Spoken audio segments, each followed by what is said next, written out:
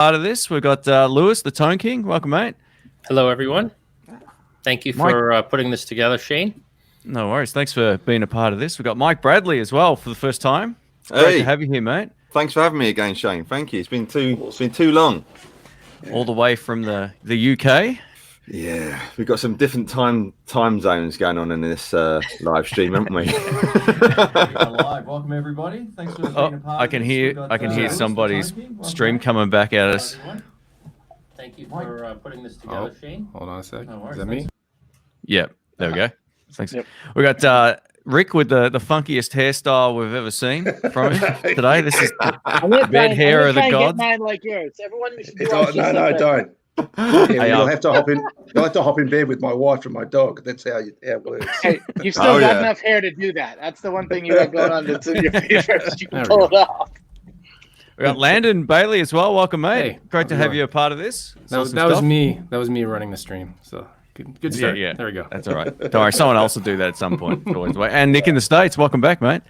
Hey guys, thanks for having me. Great. Appreciate it. Great to have you. Cool. So, yeah, we're going to take some questions, have a bit of a chat. We've got a couple of guys who will try and make it if they can. And one, unfortunately, Anthony from Texas Blues Alley won't be able to make it on. So, yeah, that's, well, we'll see if we can anyway. But we've got at least 6 of us filling up the screen here. And Steve is probably not too far away. So he'll be here coming right up. Oh, yeah.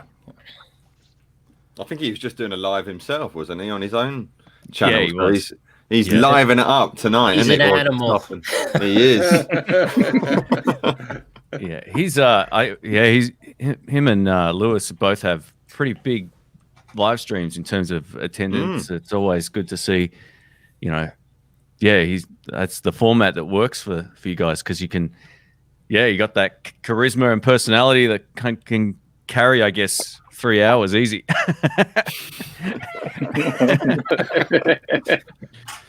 Hey, we got lots of folks here already. Let me just do a quick shout out here. Hey, Jamal, awesome. Who would have guessed? Good old Jamal. Hey. We got Mark Coate. We've got lots of folks here already. Amanda, welcome. Al John in the house. Yeah, there we go. There he is. Cool. Very cool. Oh, Surf Bee. Yes. Bill's here. Welcome, mate. He's got some nice new toys in his collection. Hey, Michael, I didn't even. Man. Yes. You got spots. Maybe I'll shoot him an email. Far out, I'm an idiot. If you want to join, Michael, you're more than welcome, mate. So we're gonna have a chat about a few cool topics that I'm not going to take credit for because Lewis is nice and organized and I'm not. So we came up with a few topics of discussion. And if anyone else has some as well, I know Landon and I have been talking about a few things just through, like messaging and stuff. And I thought we might. I thought maybe we could take a break from guitars and just all politics. That'd be cool. Yeah. Why not? Yeah. This is Hazel, by the way. Oh. She wanted to be in the picture. How do I full screen? There we go. Oh, Nice. the Tone Cat. The Tone Cat. The Tone Cat. Sounds better than the Tone Pussy, I suppose. There he is. That's the Rick I know. Rick's here.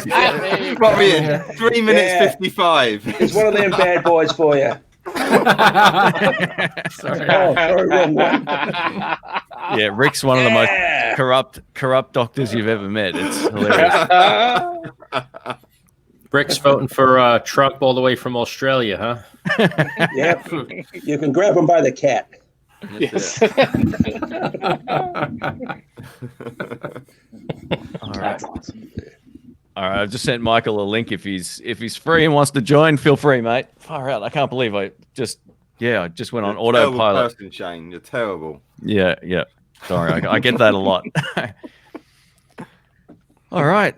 So, do you want to kick it off with something that you came up with, Lewis, that I think is a good discussion point, I guess? I guess we could start with, as we all know, it's no secret, COVID has taken over all of our lives since March, right? We've all been at home. And I guess we could kind of go around the table here. What have we done musically that maybe perhaps we haven't done in the past? And what's changed in our lives as a result of the new environment that we live in? And Dr. Rick, I nominate you to go first. Yeah. Okay. Well, see, you get to nominate the next person and keep it going, right? Gotcha. Yeah. So I've probably worked harder at my job this year than I ever would have liked to. So I've been going to work just about every day. But as far as what's changed musically, my hearing is so much better. There's none of this bit of background tinnitus. Speak up. and I might have bought one or two guitars. He's from Jersey. They're like guitars, but guitars are so much more rock and roll.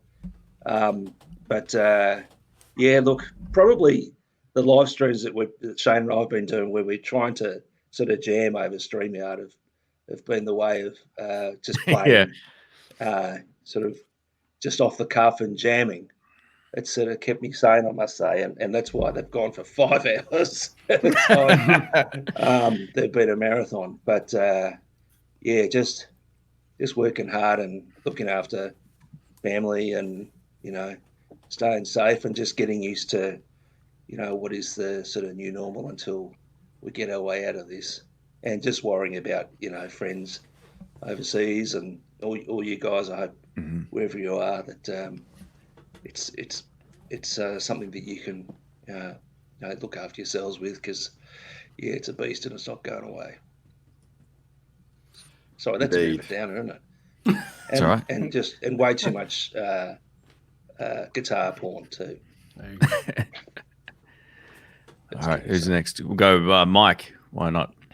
Yeah, I mean, it has hit me quite a bit, just because I usually do a lot of live gigs and session and studio stuff and things like that. So I've just mainly been concentrating online, to be honest now, and been doing lots of teaching online, and obviously YouTube, and working with some different companies. I did some stuff with Yamaha and stuff. So in a way, it's kind of opened up some doors in that regard. But yeah, I mean, a big chunk of change I earn a year is through being a working musician. That's my thing. So yeah, it's been a bit poo, and but it's funny you say about the hearing thing, because I got to get. I went. Some friends of mine messaged me. He's like, "Do you want me out for a jam?" I was like, "Yes, I'm dying to jam," And I could not find my earplugs anywhere, and I've got like the custom molded ones, and I was like, "Oh my god, where are these damn plugs?" And I was hunting around for everything, and I couldn't find them. And then I ended up at the rehearsal room, the old spongy ones, which it's better than nothing, but they're not great. Yeah. And then the following week we got together again, and I found my old kind of stringy plugs. And I was like, where are these damn plugs? They're like £150, or probably about $200, something like that. And then I realized when I went to Australia, funny enough, back in just before COVID. So I came back beginning of March. I was there for 2 weeks. And I thought, hang on a minute, I took my earplugs with me, and I opened my little flight bag, and they were in there. So I was like, right, let's do a rehearsal again. Now everything's starting to shut down again. So I'm like, oh man. But yeah, it is, you just got to adapt, I suppose, haven't you? But it has been, it's been a bit crap, and I'm just missing the social thing now, or when you go to a gig or a session and you get your mates and the banter. Of course, the playing, but also just the banter I really miss. I'm just kind of in this room every single day, So, just getting by where you can. But I'm playing a lot, so I'm practicing more and all that stuff. But I'm missing playing with musicians now, big time. Mate, you need all the practice you can get. No, I'm just kidding. Your fingers always make me laugh. I love how you start off like really kind of reserved, and then all of a sudden you're like, He just flying That's around. what she says.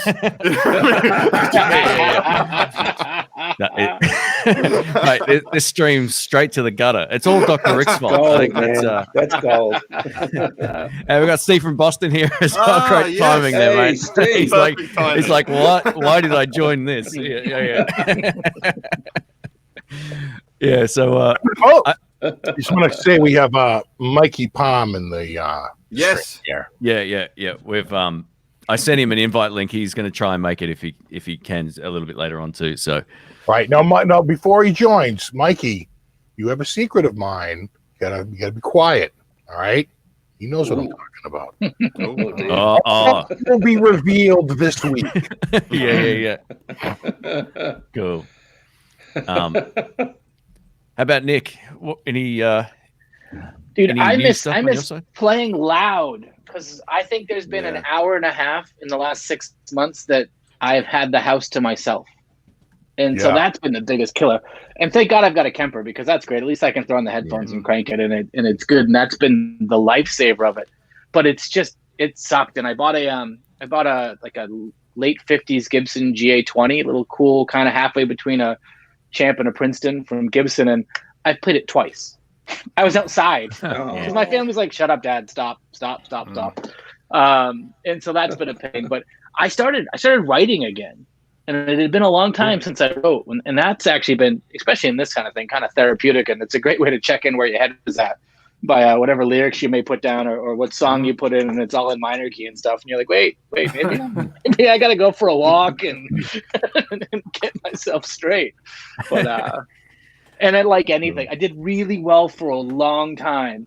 And then the gear acquisitions, like the blue guitar right there and whatever else kind of crept into as a coping skill.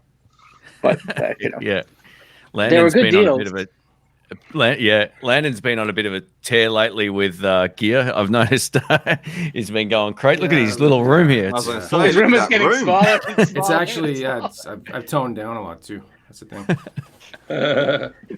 I can quit at any time. Just say it out loud.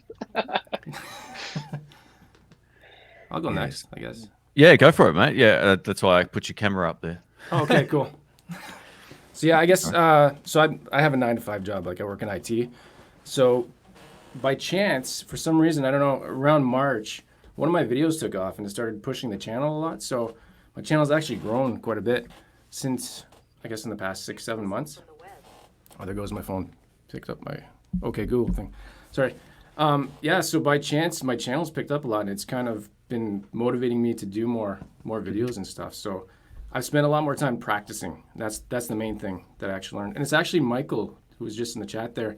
He suggested the name change thing, not to me, but he did it himself too. So I changed my name from Lando 27 Music to my name because I was like, it doesn't mean anything. And I was small enough, so I'm like, might as well, I always thought that might have been your age or something at the start. Then I realized we're like the same age, but you got way more hair. Yeah. Oh, actually, I think I might be a year older than you or something, but it's good, man. Same. Yeah. Oh, it is. Okay. Yeah. And cool. So other than that, I've just been trying to practice a lot more and being at home. I usually play hockey now. I'm not playing hockey, so I've got a lot more time to play guitar. So actually, we're having a big spike in my state for anyone who goes to the hockey arenas. They're finding all shutting down. They're doing the contact tracing. Yeah. And they're tracing them all back to hockey rinks. Yeah. So I'm in Ottawa. If you guys don't know, I'm in Ottawa, Canada, and we're like the worst in Ontario right now, apparently. And they've had to shut down. My son's school was shut down for 3 weeks. It's not going well here, but we've been okay. So, anyways. There you go. You hockey people are all crazy too. When hockey gets shut down, the Facebook groups and friends that are in hockey is hilarious. It is riotous. It's incredible. I saw in the news Yale. I think it's Yale. Is that university or college in the States? They had like the whole team. The whole team had it. Yeah. So wow.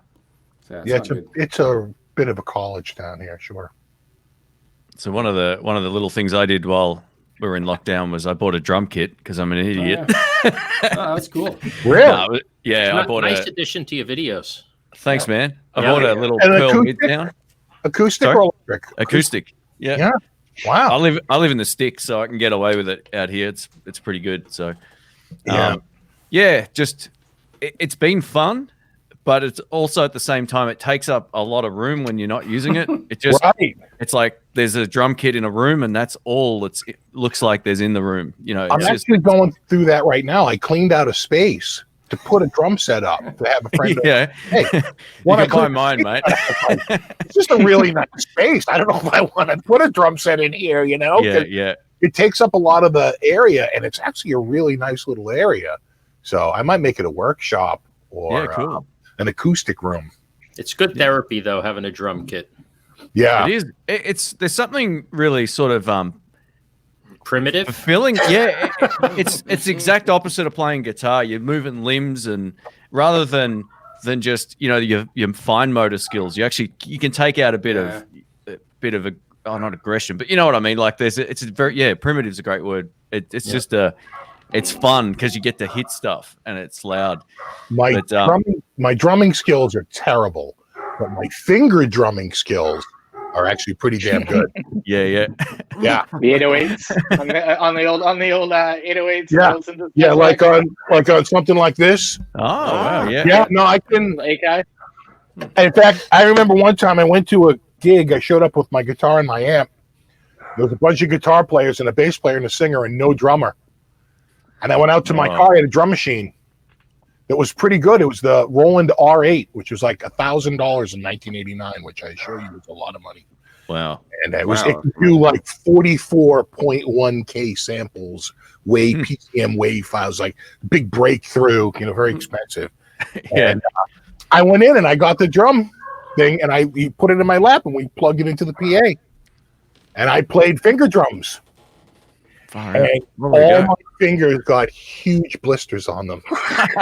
They were plastic pads. I didn't even feel it. Later on I said, it's like several had already even like popped. I was like, oh my God, my fingers were pretty rough for about a week after that. I didn't even realize it when it was going on. You're back there all having fun, playing blues tunes mostly.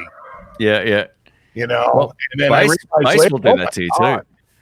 Bass cuts your fingers up within an hour if you're not used to it. Mm-hmm. Just completely, you get these like red pads on your fingers, and it's like, oh, that can't be good. I think even today's rubber pads, I can play this quite a while, and I don't get anything like that. But they were hard plastic pads, just like like the old drum machines they're just plastic. And boy, after an hour of that. So I just wanted to make mention too, we've got quite a few people here already. So if anyone doesn't know any of the channels, I've linked everything in the description of the video, so you can go sub to everybody, and even including the people that didn't make it. There's links down there too. So yeah, you can check out all the channels if you're not already familiar with them. But we used to do this more often than we have in the last year or two, I guess. It's they're good fun, these little hangouts. Yeah. Gives the community a chance to sort of check out everybody else, and it gives us a good opportunity to have a chat. And we'll put aside some time as well to take whatever questions we've got. Now, has anyone? I know we're not going to get into the secret stash you've got there, Steve, but has anyone else had their eye on any new gear that's come up recently that you think, oh, I can't live without that? I'll tell you one thing I've got recently, which has been a big game changer, is the Captor X by Two Notes. Yeah. It's awesome, especially through now being at home so much more for recording. I think Nick was saying about volume and stuff. It's just changed everything, you know, and the audio now is so much better for recording and stuff. So that's been probably the best bit of gear I bought, never mind this year, for a long time. Has it really been that good? I had the Captor 8 and I didn't fall in love with it. My setup, but is the X really a big difference for you? I've not played the previous ones, but I mean, it was so. I mean, I'm someone, I like just one knob, and I don't like doing any stuff, and I literally plugged it in, and it was there, and I went on the app. You got 101 different cabs you can choose from and whatnot, but I just sat there for a bit. My patience can't do longer than 5 minutes and stuff like that. But I thought, well, that sounds nice. Bit of reverb, bang, and also works as an attenuator if you want it as well. The only negative thing I would say with it is that it's like 3 settings. I think they call it like bedroom club stadium. Yeah, you know? It needs a proper pot. Oh yeah, you've Shane, you've got it, haven't you? So yeah, you know, well, yeah. So that was the only negative thing I would say, is that it'd be good if you could dial it in, but I imagine they've concentrated so much on the cabs and stuff. You know, one other thing I wish it had was a power button. Yeah, that's true. You know, just a power all the button. time. Yeah, I hate having to unplug stuff from the wall or from the unit. That didn't dawn on me until later on. But yeah, I've been using the 2 Notes Torpedo Live for 5 years. I thought it was 3. I thought it was 2 or 3 years, but it's 5 years I've had that. And the new one is actually a better sounding unit. It's got more. Yeah, being able to hear amp back in the room as well, even at a low volume, is a really great way of just getting the feel down as well. So I love it. It's going to be my main. It has been my main recording tool. I've been working to get all of next month. A lot of guitar videos and stuff are going up, and I've used it on every single video. So it's super cool. And you got a Kemper as well, haven't you? So that's saying something, you know. If you're using the Kempers are good for like certain things. I don't like it clean so much. I like it more for like the higher gain tones, and it's got all the delays built in and all that kind of stuff. So if you just want an all-in-one solution, that's really easy. But the Captor and the 2-Note stuff is better if you want to use your amp, you know, because you get that experience as well. So they're both fine. They're both really good. All right, Dr. Rick's been on a tear lately, mate. You're buying more stuff than Lewis and Steve put together. No. No. I finally, after 35 years of playing, I realised what a PAF is supposed to sound like, which is, I know, just crazy. I guess back in the 80s when I played a Les Paul, that was a bit of dark period for Gibson, I think. And whenever I played them, I just thought, oh, it's so dark, and where's all the top end gone? But I should have just dug a bit deeper and found out what a PAF sounds like, because it's just got that lovely, sweet top end, and it's not too pushed in the mids, and it's just like a big old telly. So you know, I'm 55, and I finally got a Gibson Les Paul that I love, and then so what else should you do but get another one? Yes. And if you don't understand that, you've come to the wrong room, folks. Exactly. Rick essentially got two almost identical Les Pauls within weeks. What felt like weeks, maybe a month. I'm not too sure, but it wasn't much time had passed. Like, R8, R9. Have you gone true historic, normal, standard? Like, how far down the rabbit hole are you? As deep as it can go, really. Okay. So R8, R9, and Tom Murphy, true historic R9. Oh no, not Tom Murphy. But both from the custom shop, and just nasty. But I guess it took a worldwide pandemic for me to realise that you're here for a good time, not a long time. So I got them, and I love them. My shoulder doesn't particularly love them after playing Telecasters or Strats for years, but I got this strap made, and I got so much grief on our last chat that I've hidden it away. But it's about that wide. It's just the strap that is, and it's it's just, I was waiting for that. Your wrestling belt. That's what it is. Yeah, exactly. It is. It's huge, but it does the job. So that is my confession. Thank you for taking it, people. On the Absolution. Vape and Fagan, is that how you say that? I'm not too sure. We've got a super chat. Thanks for that, mate. Question for you, Lewis. What amp speaker selector do you use? All right, so right behind me, everyone could kind of see it. Mate, that's a green screen, right? Is that a green screen back there? That's a green screen. It's funny, everyone was just talking about the captors, and so I'll walk everyone through. And for me, especially, I like my real amps, obviously. So KHE is right above the white preamp, and that's an amp switcher. It's an 8-in, 4-out, so you could run 8, full high gain, full amps, 100-watt tube amps into that, and you could switch it to 4 different cabinets. So I'm actually, of the 8, I only have 6 hooked up to it right now. And it's just an in-out. So one goes to the input of the amp and the other one goes to the speaker out of the amp, and it routes all the signals through it. And the 4 output, 2 are going to, one is a 4x12 with greenbacks. The other one is a 2x12 with Celestion Vintage 30s.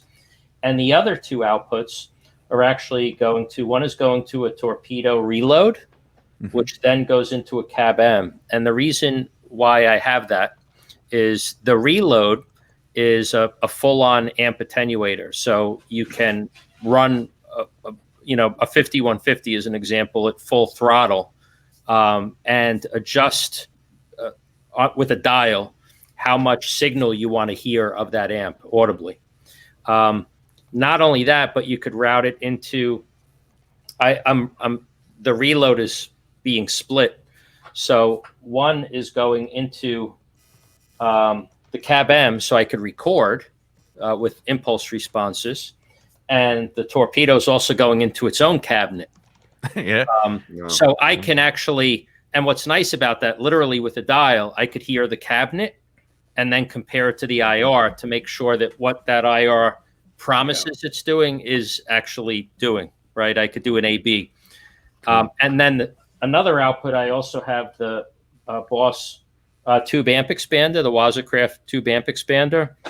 And I got to be honest, they're, 2 outstanding pieces of gear. They're a little on the spendy side, but if you're recording and you play late at night, I don't do live shows before midnight.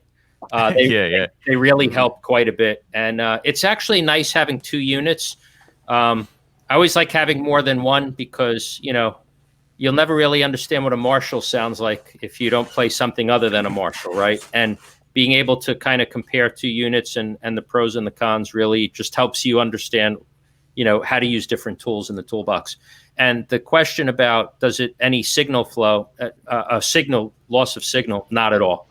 I think probably a lot has to do with the type of tone that I play. It's, there's buffers in there. It's a high gain, so there's really no loss of fidelity or tone, at least that I could hear.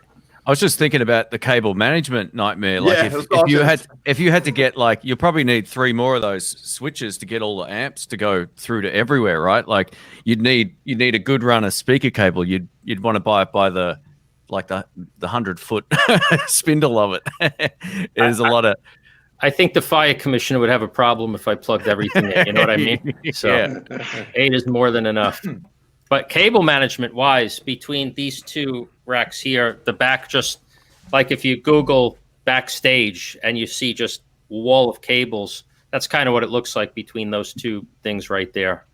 But it's a slow and steady thing. You add a piece, you just add one piece at a time over time, and before you know it, it's just looks like a wall of cables. But that's part of the fun, believe it or not, is building it. Mm-hmm. I was going to say, Landon's taken the opposite approach. Instead of trying to make his amps quieter, he's deadened his room. He's got a soundproof. My room, yeah. I did that a while ago. So this room is a room inside a room in my basement that I did 2011, I think. Before YouTube or anything. I just I wanted something so I could, for that reason, so I could play guitar. I got family and everything, and so I can play guitar anytime, and they don't hear it because it's. And that's actually one of my top videos for some reason, my soundproofing, because I showed how I did it, and it's just me talking about the room. Really boring video. It's like my #1 video. So. It's a great video. Your the thumbnail on it's perfect as well. Yeah. Like you couldn't make a better thumbnail than that. Thumbnail is the key. We got Michael Palmasano. I always used to get your name backwards. How are you, mate? Yeah, great. How you guys all doing tonight? Oh, we're great, mate. Good to see you all. I know Landon and Nick. I don't know you guys as well as I know the other guys, but it's great to see you all. And thanks for shooting me a little invite. I only have a 5 or 10 minutes or so. I can't believe I didn't put you on the original email list. I feel like a tool. So it's totally fine. So one of my moderators, Vandy, how's it going out there? He shot me an email. He was like, "Dude, you gonna jump on tonight?" And I was like, "I don't know." my wife's at a wedding. I have all 4 kids. It doesn't seem possible. But, oh boy. but You'll be fine. Yeah, but the shit storm which began the day Literally turned into an opportunity later. So I had to be at soccer at 9:30 this morning for my 4-year-old, and then I had to come back, and my 7-month-old had a big total meltdown, and so then I put him to bed, and then my wife called me and she's like, "You're gonna hate me," and I was like, "You know what? I can tell by the tone in your voice I already hate you. What's up?" You know, and she goes, "Listen, you gotta wake him up from his nap, and you gotta get all their haircut." I said, "You gotta be shitting." So then I get him up, and of course there's a meltdown, and because of COVID, you can't sit in the hair salon place. You have to like sit out in the car, and so I keep shuffling him in and shuffling him out. And we go to this 80-year-old Italian guy who's been cutting everybody's hair since, before time began. And he takes almost 2 hours to cut 3 kids' haircuts. The infant doesn't have enough hair yet, obviously. So then we have to be at another travel soccer game 45 minutes away. Right after that, we barely make it. Get home, everybody's crying, everybody's screaming. There's a big total meltdown. So anyway, the infant went down at 6:30, which is really early, which means we're going to have a hellacious night. But it means the rest of your evening is it means right I can now, have you're one good. beer with you gentlemen. There we go. Hey. Good stuff. Thanks for popping in, mate. That's awesome. So there was Thanks for the screaming and there was crying and a total meltdown. But how were the kids? Yeah, I was gonna say that. Yeah.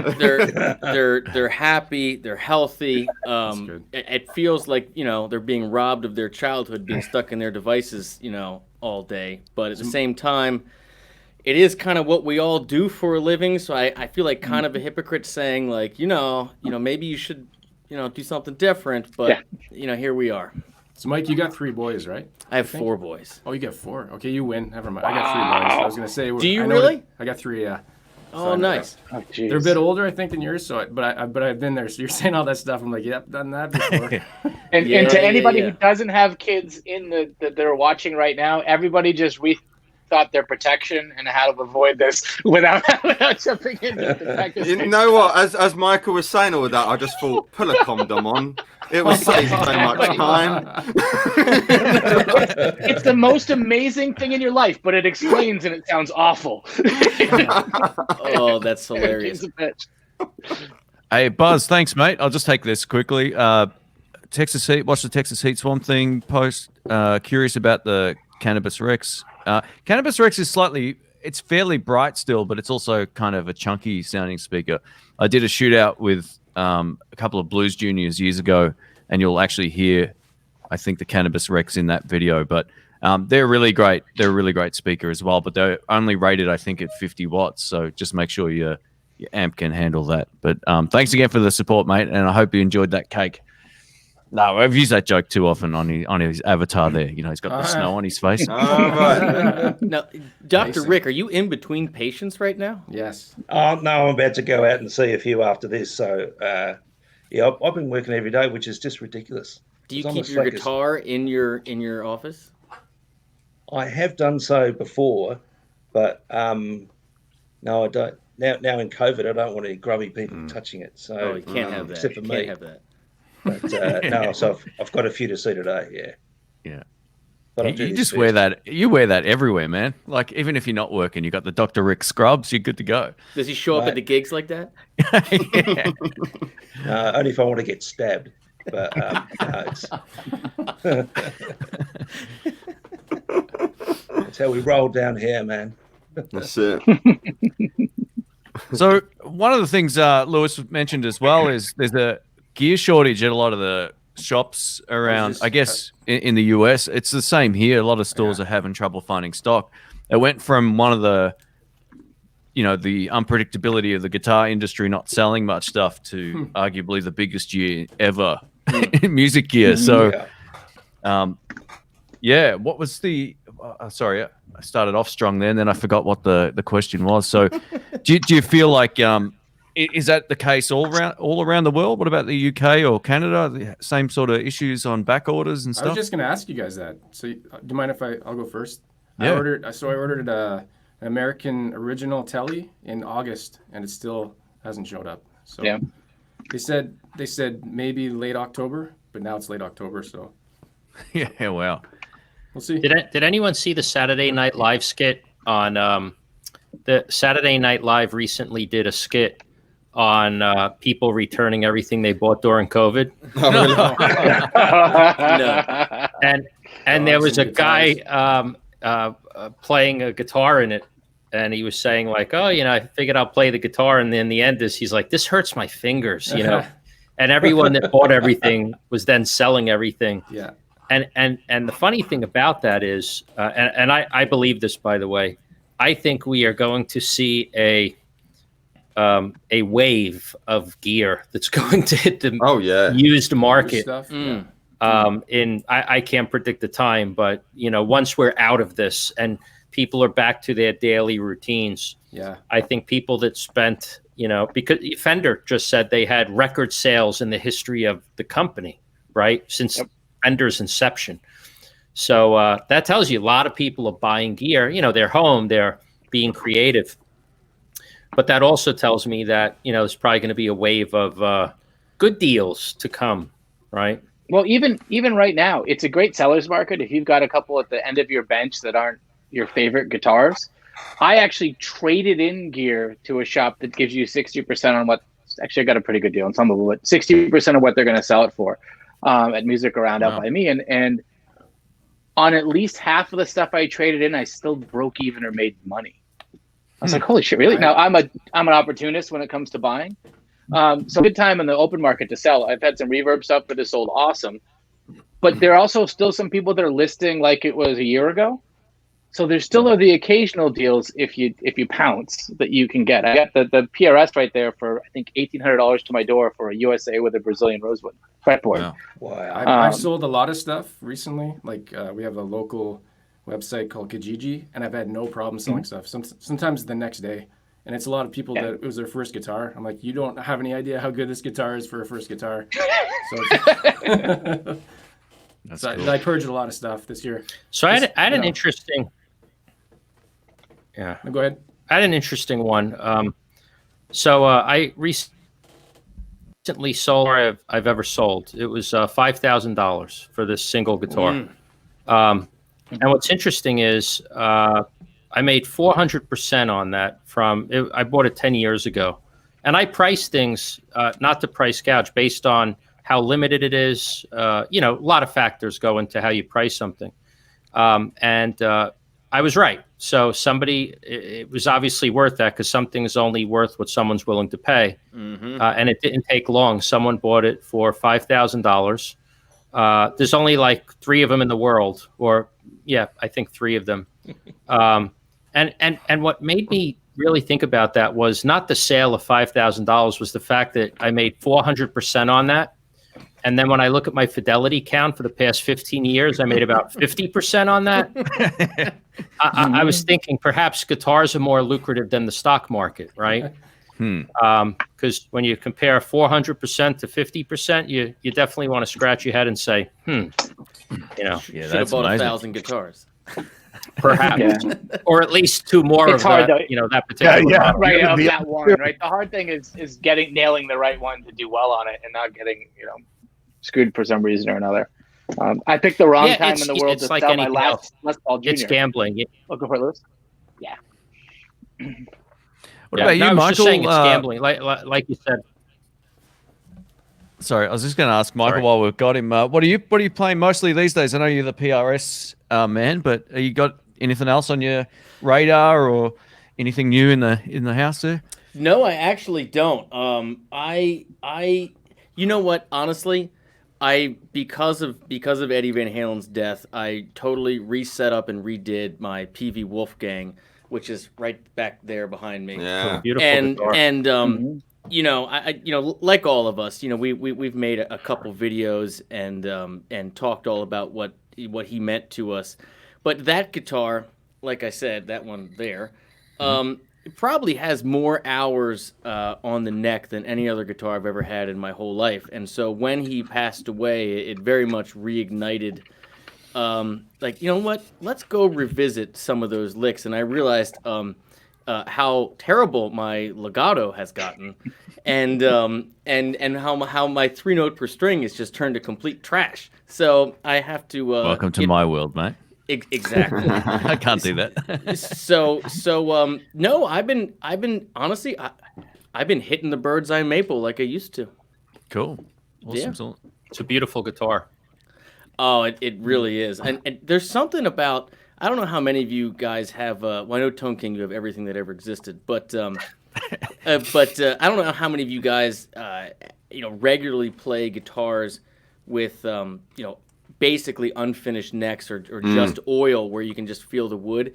But man, I tell you what, that I really love that, because there's something about those guitars where, when you get them, there's like kind of a sheen to it, like it's slick, but over the years, you get that patina from like the oil of your hands and like the beers you spill on it and the sweat and everything, and you just like, it becomes your guitar because all the oils get in there, and there's just really something to that. It feels better than it sounds. Yeah, always does. I got to tell you, I recently got the Relic Frankie, the EVH Frankie. Yeah. I was never a fan of Relic guitars ever, but I bought that for nostalgic reasons. And I have to tell you, I was really blown away on how nice a Relic guitar feels. Oh, yeah, they're great. So my recommendation is, and kind of part and parcel what you said, Michael, is, if you see a Relic guitar that you like, check it out, because that was something that was new for me.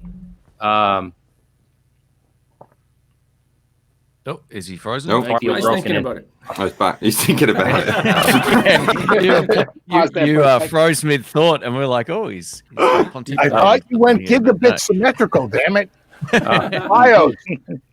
I was just saying it's worth checking out. Yeah. It is those unfinished necks. I used to have a Music Man Axis Sport, and that was very, very similar to the Wolfgang, and all the Music Man guitars actually. My Cutlass is like that, So it makes you just want to get the sandpaper on all your guitars and just take that finish off. There's something about you just more of a. It sounds a bit zen and yeah, man, but it's just more of a connection. It just feels so much smoother, a bit of wood. The actual wood in your hand. Feeling the grain is much different than just feeling the shape. Like actually feeling the grain. Same thing goes with fingerboards too. You know what I mean? Like some fingerboards, especially if your nails are a little long, like you really feel the grain in there. And it's a totally different kind of thing, and I dig it. Totally. Do you mind if I'm just going to show one that I just got, and I know I hadn't felt that until I just got this. Look at that Jazzmaster with the Rosewood, and it's exactly what you're talking about. It feels warm, like it doesn't feel like any other neck I've felt before, and you feel the grain for sure, because you can see the pores when you look up close at it. It's pretty cool. Yeah, I have those naked Rosewoods are beautiful. Yeah, they're really. I have 2 Fender Rosewood neck guitars. How would they do in the winter? I was curious. Do they shrink? Fine. They're good. Yeah. Fine. And we have very low humidity here. But I don't have fret sprout or anything like that. They've been great. I have 1 Telly and 1 Strat. How do you have low humidity in Boston? In the winter? In the winter, it's dry heat. It dries everything out. In the winter. Yeah, but in the summer, don't you get hammered with humidity like we do? Well, that's the problem around here. Is that everything's swelling and then shrinking? Yeah. So it's so extreme. It really is. It really is. In fact, Bobby made this and gave it to me. It's a Frankie he had put together. Beautiful guitar. And it actually has a wonderful flame neck. Yeah. Did you figure out where he got the neck? I did not. He didn't even really remember, but I'm going to send this off I was going to oil it myself. That's naked wood. That's got no. Oh, really? None. Oh, wow. And no oil or anything, huh? Nothing. How do you like that? It feels great, but I'm concerned because we have crazy humidity in the summer and no humidity in the winter. And I could swear I could see that neck actually splitting without a finish on it, right? Like just being raw wood like that, I don't think it's a good idea. So I was gonna oil it, and I was talking with the guys at Acacia to ask them how they do it and how to bring out the flame, like what's the process. And they started to explain it. It seemed a little involved, so I said, "Why don't I just send it to you?" And they're like, "Yeah." Yeah. Apparently it's a few steps to actually make the grain really pop. The flame. So and they do oil necks, so they said we can actually do oil no problem. So I'm going to do a natural oil neck, and it's probably going to be a little tinted. It'll look darker when it comes back. Kiesel sent out a guitar to me recently. It was like a hybrid one. I got to kind of design well, it was already based on guitars they had, but it's got like an oil finish neck.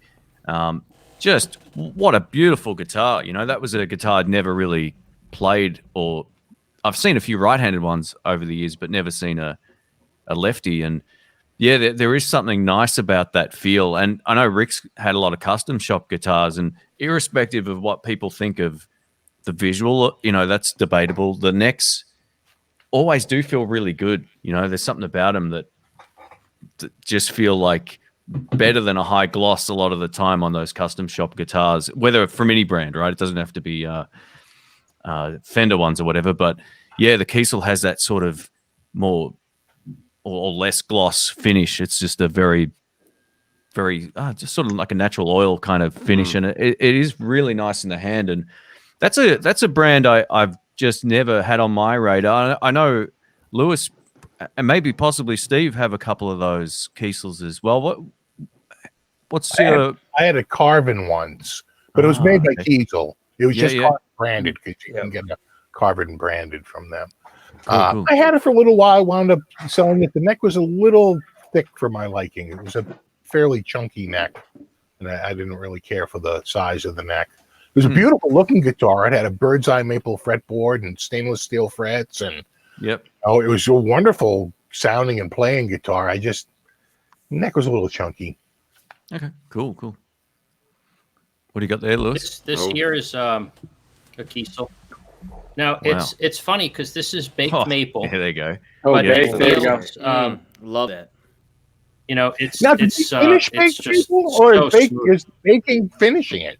Do they even finish baked maple after they bake it, or does the baking sort of like finish it for you? No, I think they oil it up or something. I think they oil it. They still oil it even though it's baked. It's always a little oiled. Is it real? Okay, yeah. Mine's like that as well. All the ones I've played have a very little bit of oil, but baked maple's awesome just because they're so stable, especially where I out here in the Northeast. The two that I have are incredible. Do you notice some companies are changing it from baked to torrified? Did anyone pick up on that? No. Oh, really? Yeah. And roasted.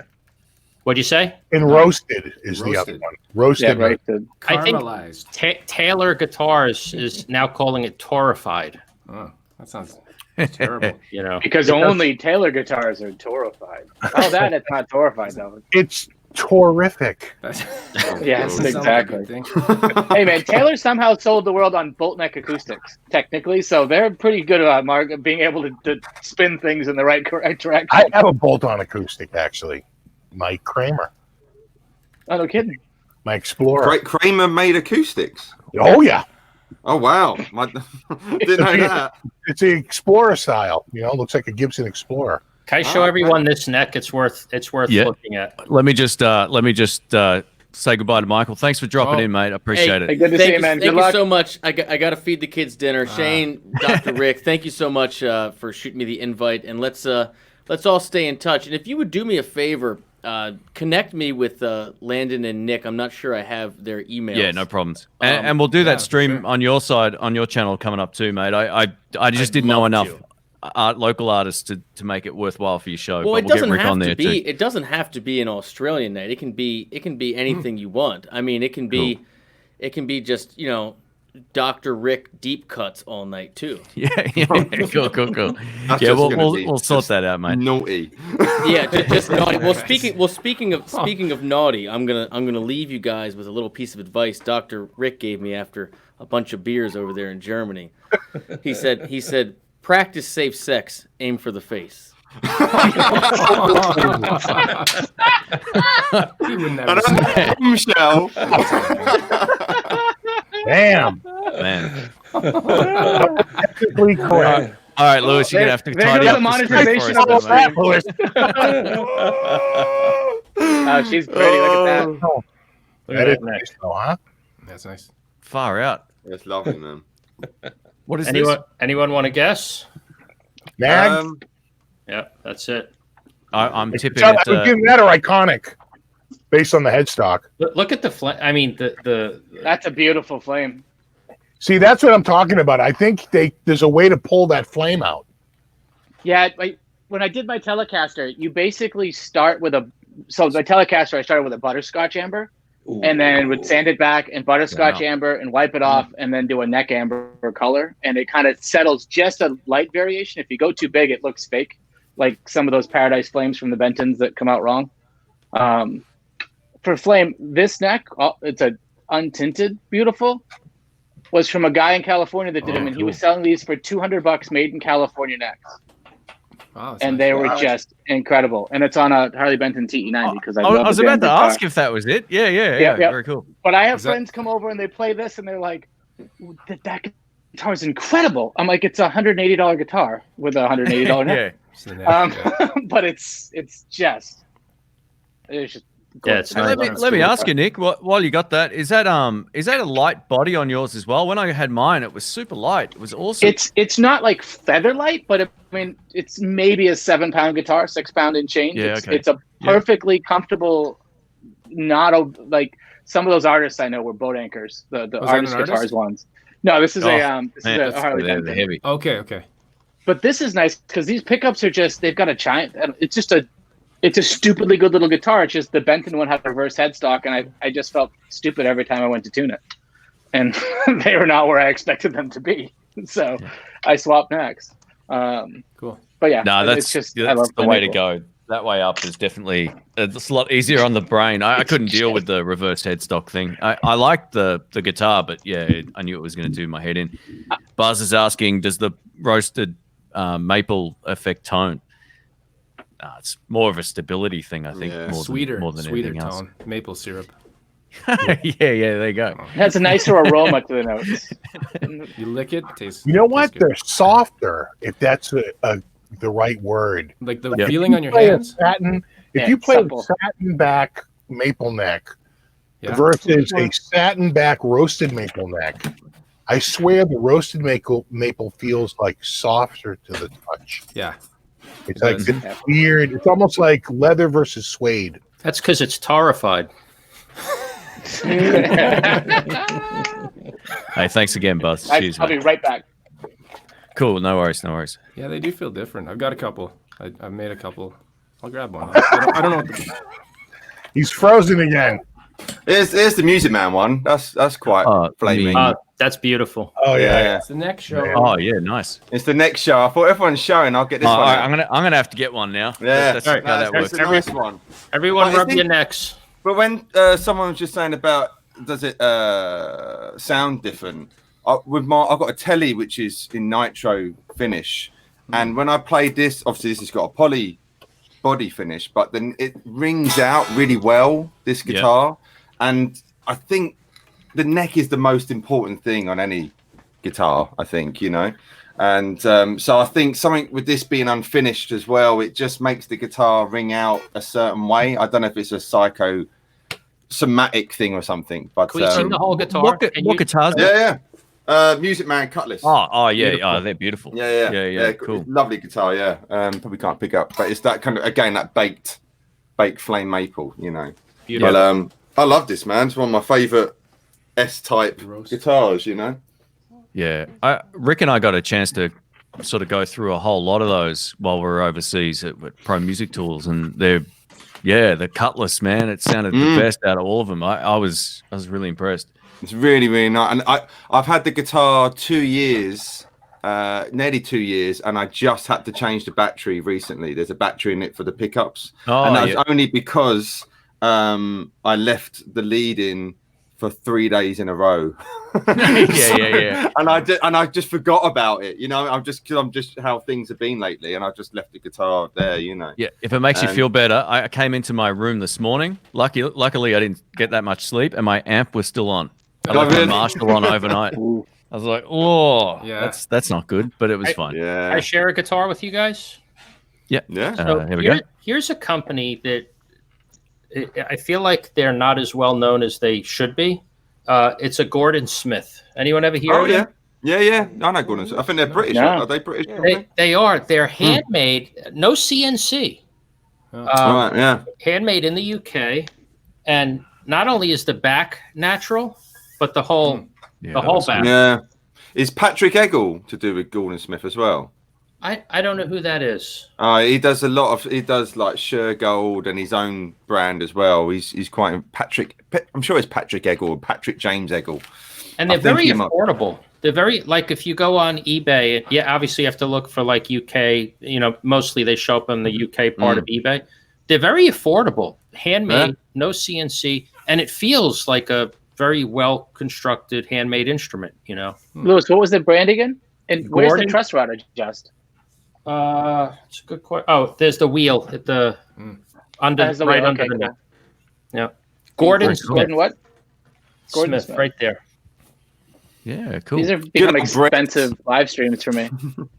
Are they really big tuners, or is it just the view? Well, they stick out quite a bit. Yeah. These are they're big. They like the pegs look really big. 510s. They're Godos. Oh, okay. Yeah, so they look sort they do of like stick out a bit, don't they? Yeah. Very cool. So awesome. I've never heard of that brand either. So they're quite known in the UK, I think, especially for like beginner, intermediate kind of stuff. So you see them a lot over here. Yeah, cool. Gordon Smith. I wouldn't think I would. To me, this is not a beginner or an intermediate. Yeah, of course. Yeah, I mean, you could even say like Squires. I remember 20 years ago, you say, "Oh, Squires an intermediate kind of thing," and then you take someone like Jack Pearson, who's one of the best guitar players around, and he plays a Squire. So you know what? That's a guy that is so good that he's the guy that's so great that nobody knows. I heard of his name here and there, but only recently, like since the lockdown, I've like binge watched his. He's got the best shuffle feels for blues I've ever heard. I know he plays a lot of other stuff too, but what a singer! Jeez, I've stole so many slide ideas with him. He's such a good slide player as well. He's just a great all-rounder, and a fantastic mustache. I mean, that's a good tash that has. But no, he's incredible. How do you rate Steve's mustache? I love Steve's mustache. I mean, I just love Steve in general. I mean, look at him. Look at it. It's funny looking back at your old videos, Steve, when you didn't have the goatee. You look completely different. Yeah. Oh, sorry. I'll full screen you, mate, so you can. There you go. There he is. So I've got to admit, I haven't seen the whole video, but when the EVH thing happened, mate, your video went crazy. I bet you probably didn't expect that sort of. I mean, maybe you did expect that sort of reaction, but I was. Yours was the first video that popped up on YouTube that day, and I was like, "Wow, okay." When it was over, you know how when your live show is over, it pops up a little window that gives you your stats. Yep. It popped up and it said you had 57,000 views. Wow. You maxed out at 6,800 people, and you gained 437 new subs. And I laughed. What? I said, "Get the fuck out of here!" I literally was like, I thought it was a glitch. Yeah. Like, no way. Is that why all the guitar channels are crying now on their channels, trying to get those subs? I've noticed that actually. My next video thumbnail is going to be like this. And we got to talk. We broke up. That could be the title. No. Look, I don't want anyone to take. Don't take that like I meant like it was. It was as authentic as it could have gotten, right? Like absolutely. when Dr. John passed away, who's on my wall here, I did a podcast about it because he meant a lot to me musically. He's one of the influences, even though he's not. Well, he did play guitar. He's not like my guitar hero. I loved his music, and when I woke up, I saw that and it had 120,000 views. I was like, what? 120? What? Let me refresh the page. I was like, far out. So I was shocked, and then I started seeing, all the other stuff come up, and it had 200,000 views in like 12 hours. Yeah. See, that must be the time difference, basically. And when I got within 12 hours, I had 200,000 views. Wow. Yeah. Far out. Yeah, it was pretty crazy. So I was like, huh. Yeah. Just shame under those circumstances, isn't it? I know. But, of all the videos and that, but I think it's a show. You never know what's gonna hit. Yeah. That's why you just got to keep buying those guitars, Rick. Just keep doing it, mate. Shane, is your top video still the guitar tuning one that you did? Shane, did you have one that had like 6 million views or something? It's just tuning not quite. I think it's up to 3.5 million.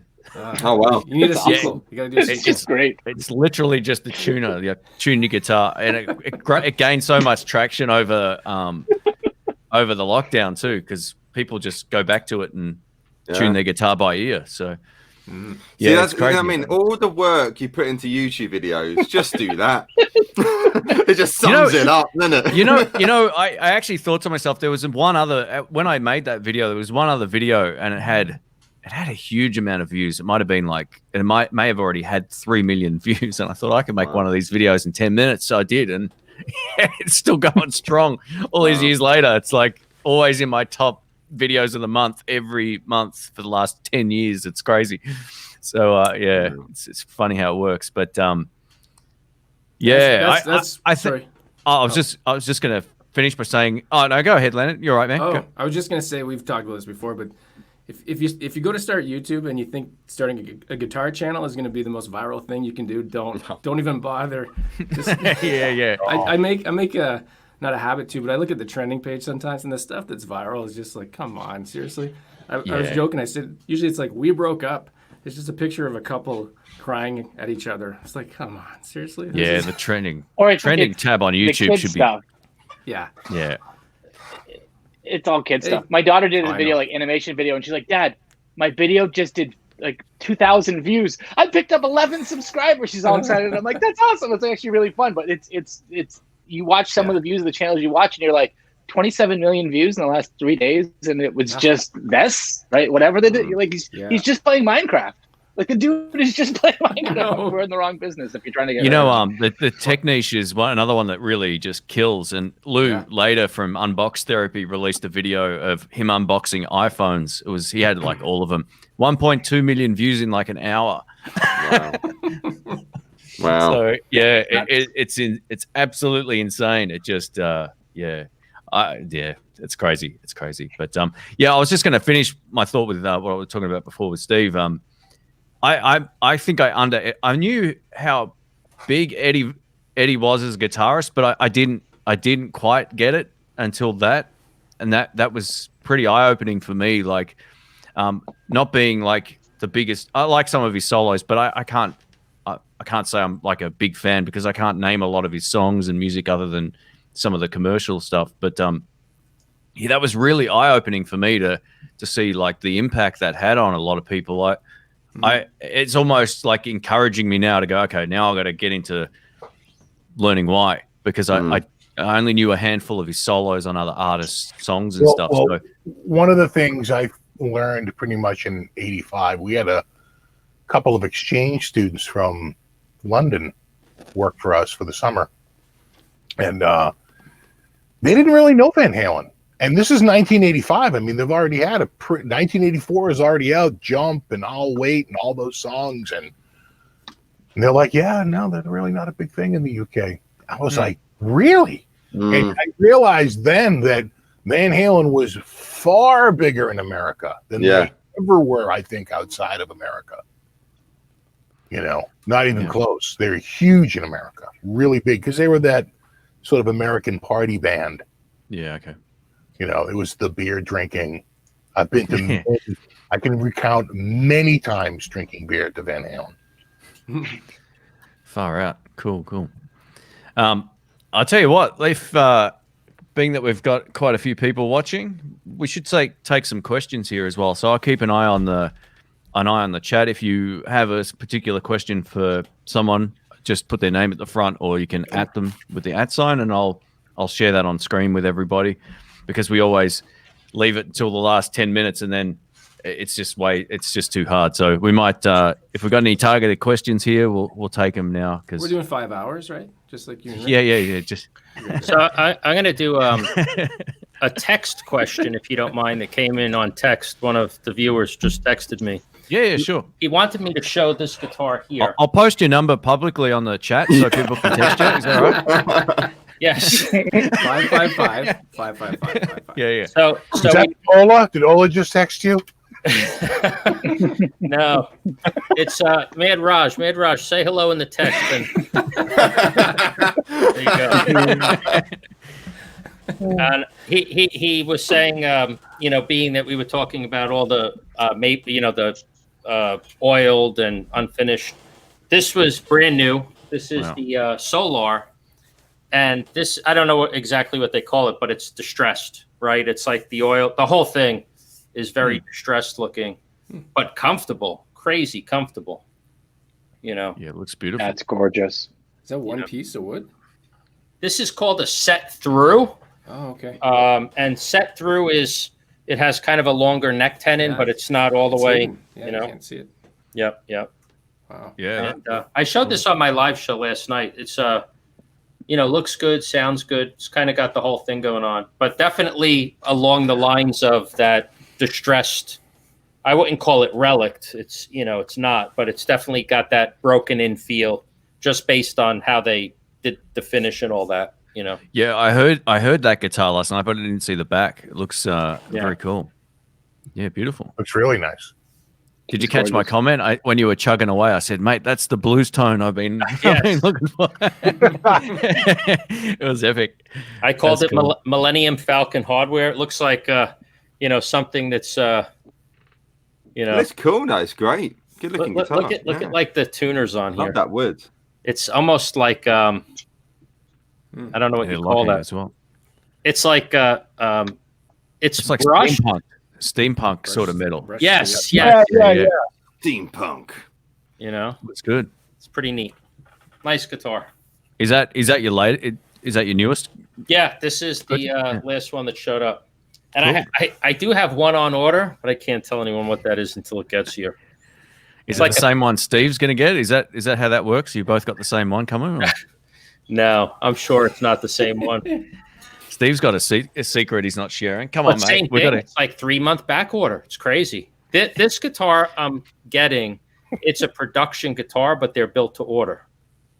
Right. From Fender. So. Sorry, say that again? It comes out of the FMIC umbrella. Oh, wow. Okay. So if somebody wants to guess, that I'll say yes or no. But it's one of their specialty brands. You're finally getting the Gretsch your collection is missing? You're going to get the Gretsch? The Gretsch collection? Gretsch is Fender, isn't it? Yeah. Okay, Chet Atkins. I don't really have much of an interest in Gretsch. Just not my thing. So. Yeah. I didn't think so. Well, that's it. Now your Christmas present's going back. Let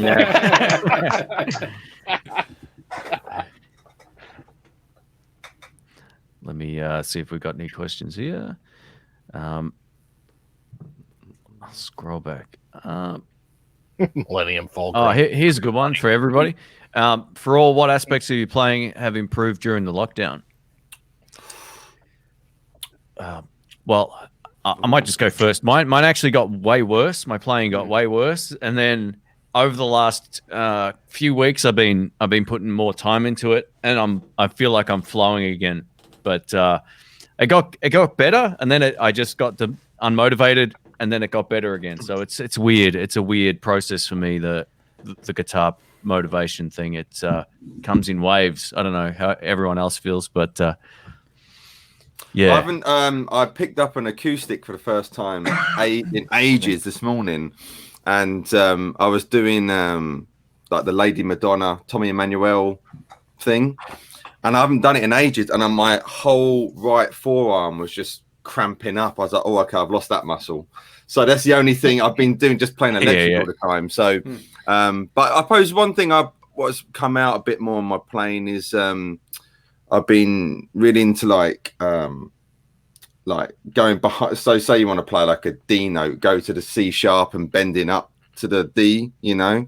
I call it kind of vocal bending. It just sounds a lot more vocal like, and that's kind of crept in my playing the last kind of couple of months or something. So, but so that's gone up to kind of phrasing and bending, but my acoustic playing has gone down. So I've got to try and weigh that back out again somehow.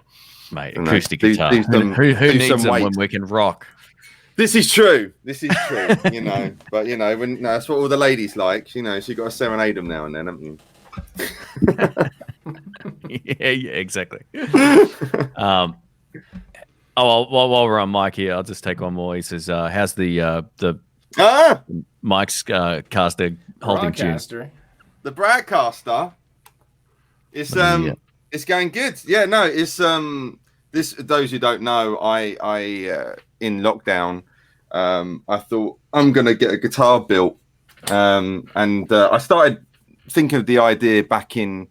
Actually, when I was at NAM, when I was coming back from NAM, I bumped into a friend of mine at the airport, and we were just chatting about, you know, getting guitar builds and all that kind of stuff. And then when lockdown happened, I thought, I'm going to do it. And a friend of mine, he's a luthier and he makes amazing guitars. And so, and I was chatting to him. He says, look, if you can get the body and the parts, I'll build you the neck. So again, when we talked about earlier, how important necks are and stuff. So I got a body and I bought some parts of Axe Caster, I think they're called. And then I was thinking about, in my head, I thought I'll just get like a 60s Strat, but as if someone put a humbucker in it. That was my way of thinking, you know, someone got like a 62 Strat and just kind of, you know, modernized it a little bit. And then I thought, what color should I do? And I like, a two-tone sunburst, but I thought, no, everyone's done that. And I remembered back in the 90s seeing an old Fender advertisement with Bryan Adams, and he had a charcoal frost metallic Strat. And I thought, him. And then Clapton had that pewter. Yeah, they still make the pewter. They still do, yeah, but it's very, very similar, you know. So I thought, I've always loved that charcoal frost metallic, you know. And I thought, I'll get a bit of, you know, mother of toilet seat on the guard. I like that scratch plate. Yeah, it's cool, man. It's, you know. Yeah. You brought up Clapton, the pewter. I think the Clapton Strat is one of the best Strats out there. It's amazing. Yeah, it's amazing. And that the electronics on that guitar are second to none. That the mid boost it's got, isn't it? You know, it's Rick loves that boost. It turns the Strat. It's got the hardest V-neck ever. You better like V-necks if you want that Clapton Strat. That's the only thing, yeah. I love V-necks. That's the only thing. Yeah, I'm not a fan. You really like V-necks? Normal. I like V-necks, but if you like a rounder neck on the back, you're going to hate the Clapton because that's one of the hardest things in the industry. Just the tone on that guitar is phenomenal. Now they changed from noiseless. They changed to noiseless pickups on there, possibly from lace sensors. They used to have lace sensors, yeah. Sensors, but then Fender figured out how to make a noiseless single. Yeah. Robert Baker just did a drive-by in the chat. Yeah, cool. Oh, welcome, mate. Yeah, I think he missed the entire email thread, so I sent him an apology on Instagram saying I should have just messaged you to confirm. But sometimes when I don't hear back from people, they're generally like, "Oh, I'll be there." You know, I don't think twice about it. But yeah, sorry about that, Robert. We just got a super chat from Bill. Welcome, mate, and thank you for all the support. Crazy Bill. Yeah, man. He says, between Shane, Dr. Rick, and Landon's reviews, I need to pick up a second job. Thanks so much. I have a great collection now. Yeah. Hey, no worries. Bill's got a number of nice guitars. He got a Vola. He's got a. He just got an Ultra American Jazzmaster, I think. Oh, okay. Wow. A blue one. Cobra. Steve, do you have the Gorky Park? I never got the Gorky Park. We had the Gorky Park in the store. We had the Gorky Park, probably like style red with the sickle and hammer and sickle on it. It was cheap. We couldn't give it away. And a buddy of mine wanted to give me his, and I'm like, what am I going to do with this thing? You know what? It's a piece of history because it's basically the death knell for Kramer. That is the guitar that was the final nail in the coffin for that brand.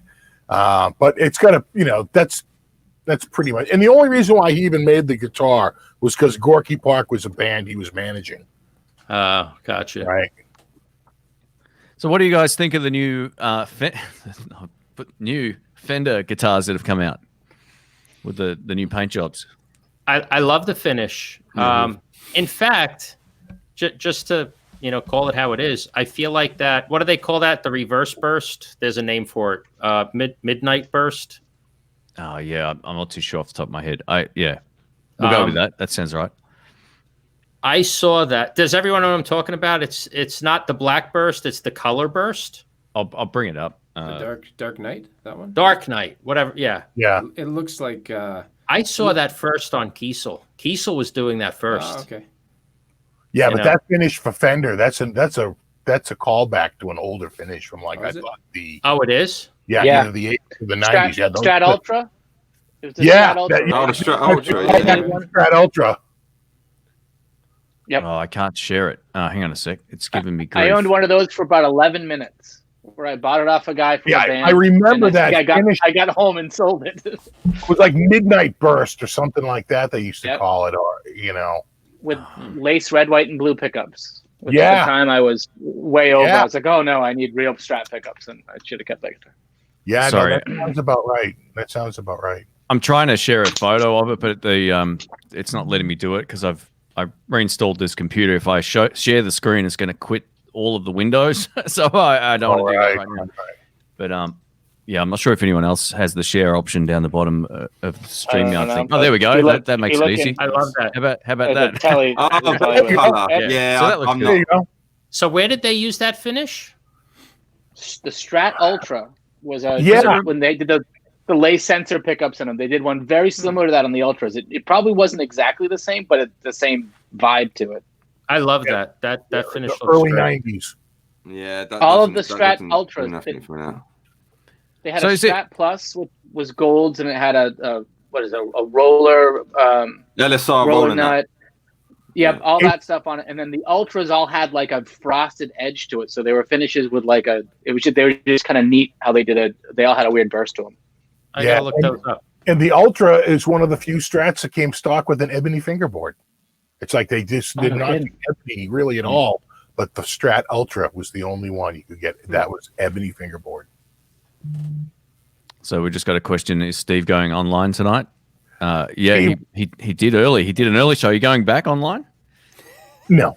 Come on, Steve. 12 hours a day, mate. Come on. I'm 3 hours, 20 minutes into this. It actually is the Stratocaster Plus Deluxe or the Stratocaster Deluxe of the Plus era. The Ultra, I'm not, or at least my Googling isn't working. But anyway, if you go back then. Ultra, I think they tried to put a see-through top, and it was almost always like a flame or a quilt top, if I remember correctly. Yeah, So it's I called- think it was the Strat Plus Deluxe, whatever the Deluxe was. Yeah. Era. Okay. They had like 5 models. It was like the Deluxe, the Plus Deluxe, the Plus. They all, you know what I'm saying? Yeah. There's a So they The had whole Red, Ultras white, and already. blue versus gold And it sensors had- versus right. whatever else and all that. on the red, white, and blue sensors. We got a question for Rick. Have you gotten your Esquire yet? I think he's off single coils. Oh, we can't hear Rick. Are you He's muted? muted. He's playing the neck pickup on his Esquire right now. Guitar joke. Sorry, I got to. Can you hear There me? we go. Yeah. Yeah, we can. Yes. Yeah, you're good. Oh, good. Yeah, sorry. No, I got my telly out the other day. I actually found it. It's been lost for months, and I plugged it in, and I just Well, thought, underneath the pile. Under the bed. yeah, it was It was under a But, bunch of Les Pauls. exactly right. Well, and I just played it, and I just thought, oh, it's hurting my ears. It was just all the tops came back. So no, I was getting a bit of gas for the Esquire after watching a couple of Roberts videos, but I sort of got over that.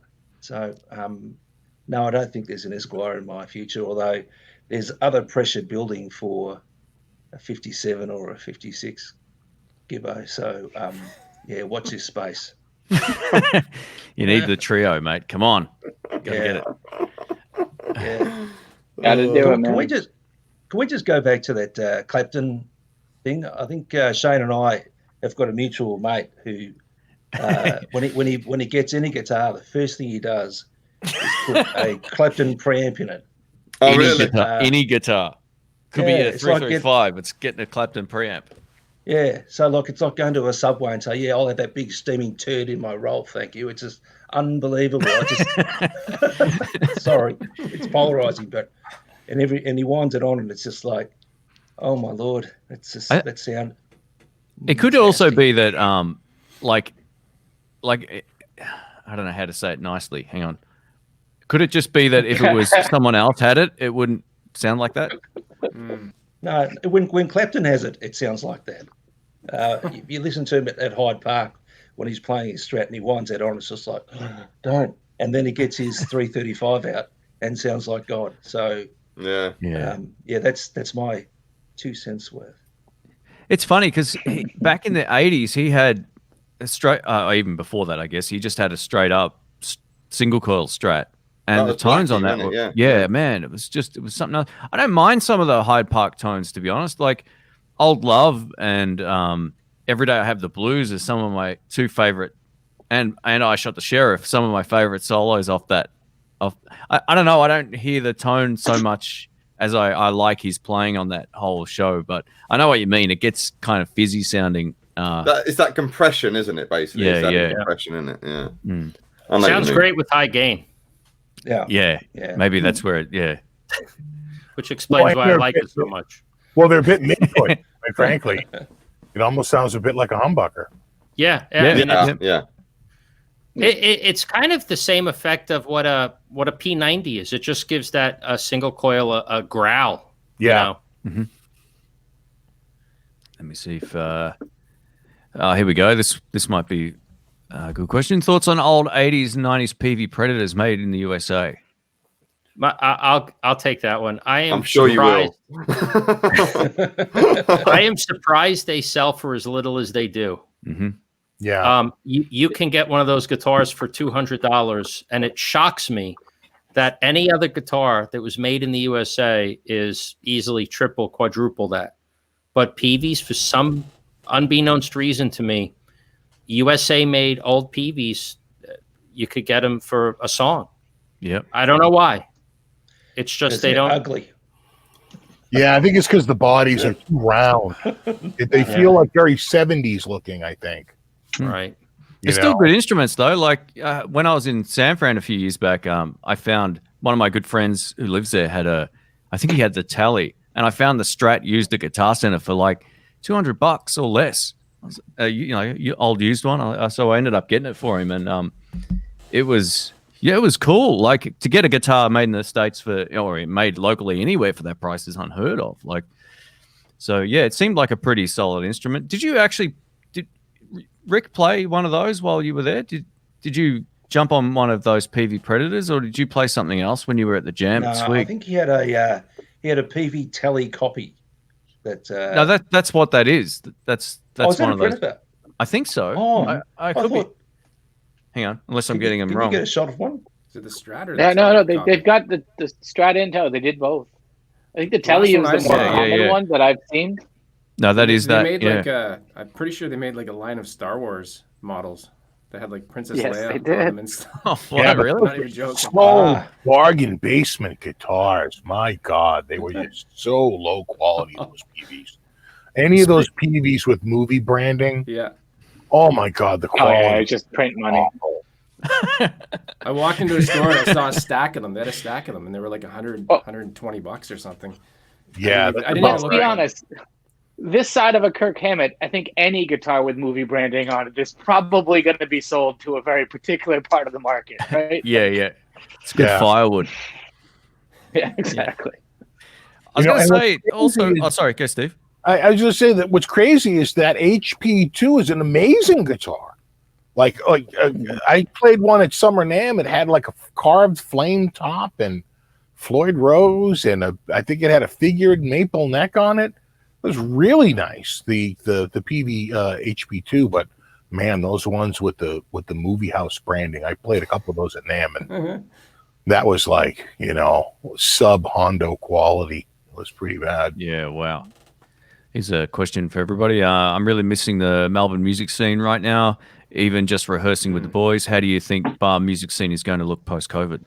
I think I'd like to hope whenever the time comes that live music is more supported than it was beforehand. Rick and I have spoken about this on our sort of like weekend live streams over the last few months, that I think people are going to be very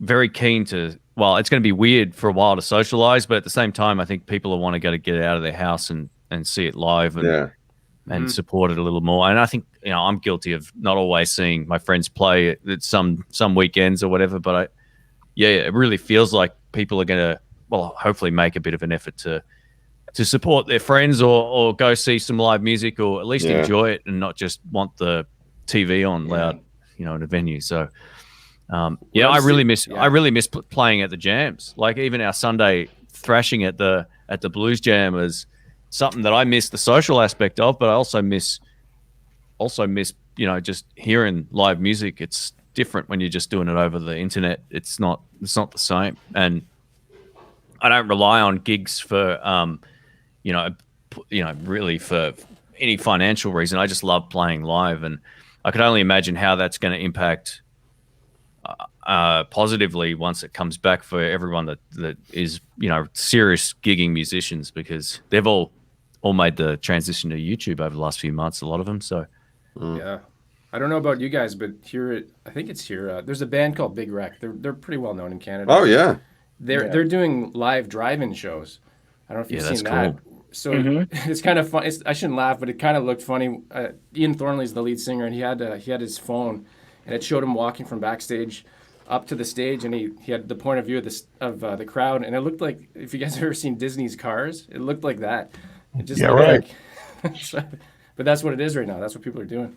So it's kind of I don't know, gets people out, but that's about all they can do right now. Yeah. One of the guys that was on a big jam session we put together a while back, Michael Wagner, he did a drive-in show, and I was like, man, what a great idea! Like, yeah, super cool. So I think someone else did one too. I can't remember who I saw, but I was like, that's a great idea. But yeah, no one really does that here. We've only got about 2 drive-ins in the city, I think, that I know of. Yeah, not even in the city. I don't even think they're doing it at drive-in theaters. It's just they'll find an area and set up the stage and just have cars drive in. Oh, okay. Cool. Yeah, and then people can sit in their car, I guess.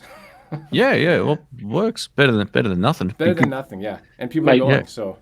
But it's funny, if you look on Ticketmaster. My buddy went to a reggae show. Oh, yeah, just one sec. If you look at the Ticketmaster, it's just a parking lot. There's no seats. It's just like square. There's 2 squares, and it's got like VIP in the front. So I guess you can put your car in the front. It's weird. Nice. Wow. That's cool. My buddy went to a reggae show last night, and it was drive-in or whatever. And I was like, was it as stereotypical as you can imagine? So yes, there was smoke billowing out of most of the cars that were watching. It's like, that's awesome. Well, it is legal in this state. Yeah. Just saying. FYI. One more reason to come to Massachusetts. You must be hinting at something there, are you, mate? Is that what you're hinting I'm just saying there are a number of tours you can take. Let me see if we got any more questions. Lewis will be right back, by the way. I think his router died. Oh, here we go. Brad Paisley did one in St. Louis. Is that how you pronounce that? I always get them wrong. In the parking lot of a huge concert venue. Well, there you go. Very cool. Have you guys ever seen his signature model? The one that's like a road worn? The old one or the new? Not the new one. There's one that's like so there's a new one that just came out that has a hidden neck pickup or something under the pickguard. Anyways, his other one, I'd never seen one before, and a guy had it this is a few weeks ago, and let me hold it. It must weigh like 5 pounds. It's made of like I don't know if it's made of cardboard or something. Like it's I think it is or something. Yeah. But it's not a cheap guitar. So I'm like, what? But I guess that's the specs he picked. It's honestly the lightest guitar I've ever felt. I was just like, what? Like that? Yeah. It's a made in Mexico custom shop. Is that right, Rick? I know you know the specs of this stuff. You like the... Yeah. We played one at the guitar show about probably 3 or 4 years ago when it came out. And yeah, so I was taken how light it is. Yeah. It's like I never felt anything like that before. No, it felt great. And then I looked at the sticker and asked out. It was it was pretty expensive here. It was about $3,000 Australian, which is about $800 US. But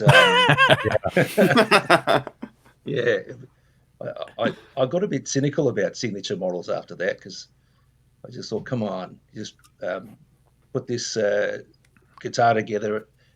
One of 800 off the CNC machine that day. Put Brad's signature on it and sell it for some ridiculous price. So yeah, it's no Bradcaster, put it that way. Exactly.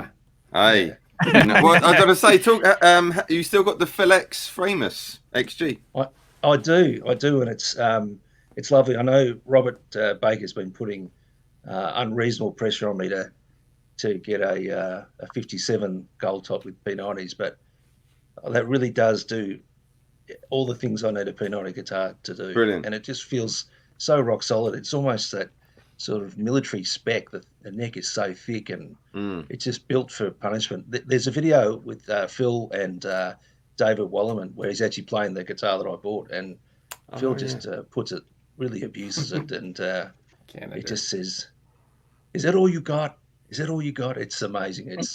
It's great. So look, they're not fashionable Framus guitars. They don't have that sort of brand mystique. It doesn't matter about that. Yeah, it doesn't matter. Yeah. No, but it does the job. I've gigged it plenty of times, and it just it's rock solid. So that's all it is. Have a guitar what does the job. That's all you need. I mean, hey, I've got a bloody guitar saying Bradcast on it, but it does the job. You know, it's one of my favorite guitars now. It's an amazing. I love it. Yeah. You know, so cool. You know, and not following the norm all the time. You know, just because you know Fender, Gibson, all that kind of stuff, but.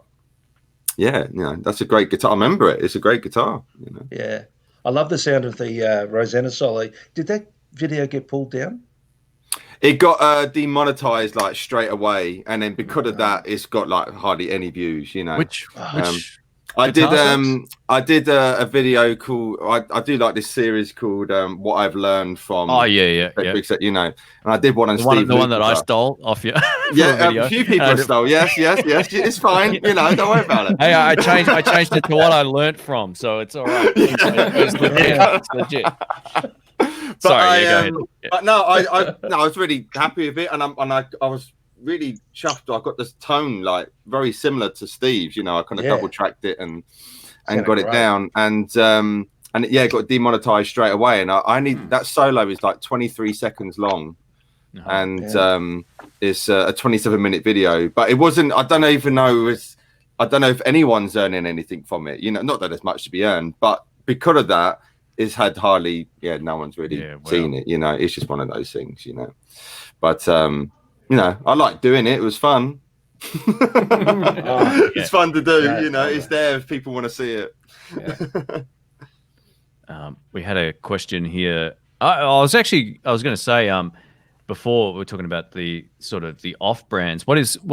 I kind of wish I had have opened my mind to more obscure guitars years ago. I was very boring for way too many years. I only liked Epiphone, Squier, Gibson, and Fender. That was pretty much it. Now I'm playing all kinds of different brands. What are some of the most obscure ones that, or less mainstream guitars in anyone's collection that you've got that, if there is one? I know there might, maybe some of us don't have lots of obscure brands, but if there's anything that you've played or owned that you think, why aren't more people talking about this? What would you say? maybe start with Steve on this one. He's been quiet for a while, which is unusual. I only kidding, mate. All right. It's obviously the Lotus guitar behind. It's the Lotus guitar behind him, obviously. Yeah. What are you, a ventriloquist? No. No, I'm going Vola.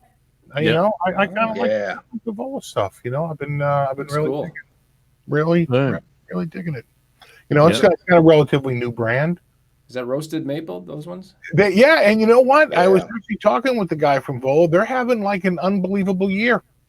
They're like selling stock like crazy because stores are out of stock on, you know, more famous brands, and they're all on back order. Yeah. People still want to buy guitars, so dealers are buying up guitars. They're doing great.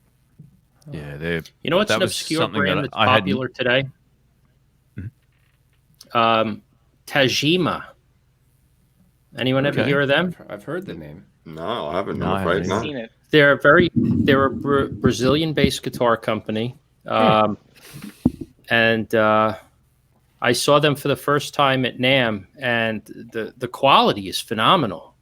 The price points are outstanding. The quality is outstanding. Everything about it is really nice. You know. Go ahead. I'm sorry.